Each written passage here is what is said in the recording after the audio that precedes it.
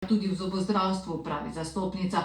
Čakalne dobe za ortodonta so nedopustno dolge. Tu bolnikom pomaga z osnovnimi podatki o možnostih zdravljenja v tujini. Pred dnevom odprtih vrat zobozdravniških ambulant, ki bo 10. oktobra, bomo nekaj minut namenili zdravju ustne votline. Zobozdravniki bodo v okviru projekta Ustno zdravje pacientom ta dan svetovali, kako zdraviti težave, ki jih pestijo, in kako ustrezno skrbeti za ustno higieno. Vita Vlašič, koliko zobozdravnikov bo sodelovalo pri projektu? Lepo pozdravljeni. Sodelovalo bo okoli 50 zobozdravstvenih ambulant, ki so skupaj razpisale skoraj 500 terminov. No, za nekaj več pojasnil pa je zdaj v meni dr. Matej Praprotnik. Dober dan, pozdravljeni. Pozdravljeni. Komu je akcija pravzaprav namenjena in kaj boste zobozdravniki nudili na ta dan? Ja, hvala. Ta akcija poteka v bistvu zdaj šele drugo leto, namenjena pa predvsem posameznikom, ki že dalj časa niso obiskali zobozdravstvene ambulante, bodisi zaradi strahu pred finančnimi posledicami. To je v bistvu tisti prvi stik, ki ga nekako zobozdravniki odpiramo, da bi pacienti mogoče lažje pristopili k ambulanti. Namreč posveti so namenjeni temu, da so res samo posveti, je pogovor.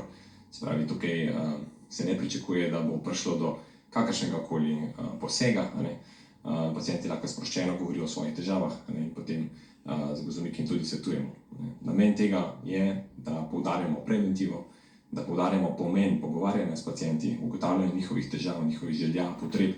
Šele na tak način lahko mogoče sploh zastavimo pravilne postopke oziroma tudi načine zdravljenja za vsakega individualnega pacienta posebej. Seznam sodelujočih ordinacij je objavljen na spletni strani zdravniške zbornice. Kako se lahko pacienti naročijo?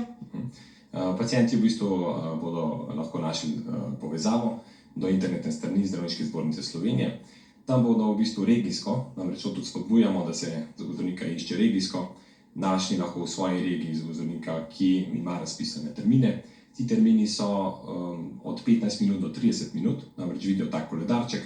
Na koledarčku so termini obarvano rdeče, če so že zasedeni, in zeleno, če še niso. Se pravi, ko kliknejo to okence, potem izpolnijo osnovne podatke, to pomeni ime in priimek in potem kontaktno številko ali mail, in na tak način se v bistvu prijavijo na posvet v ambulanti. 560 tisoč Slovencev je brez zobozdravnika. Samo še na kratko, ali lahko takšni dnevi pripomorejo k temu, da boste pomagali čim več ljudem?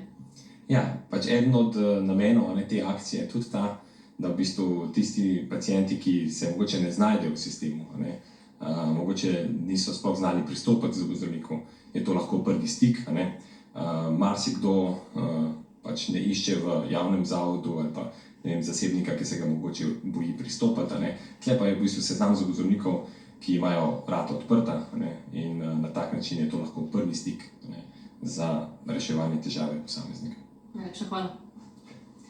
Sicer pa 6 do 8 mesecev je čakalna doba na osnovni zobozdravstveni pregled, kar 3 leta pa na prvi pregled pri ortodontu. Zato vse več Slovencev išče pomoč v tujini.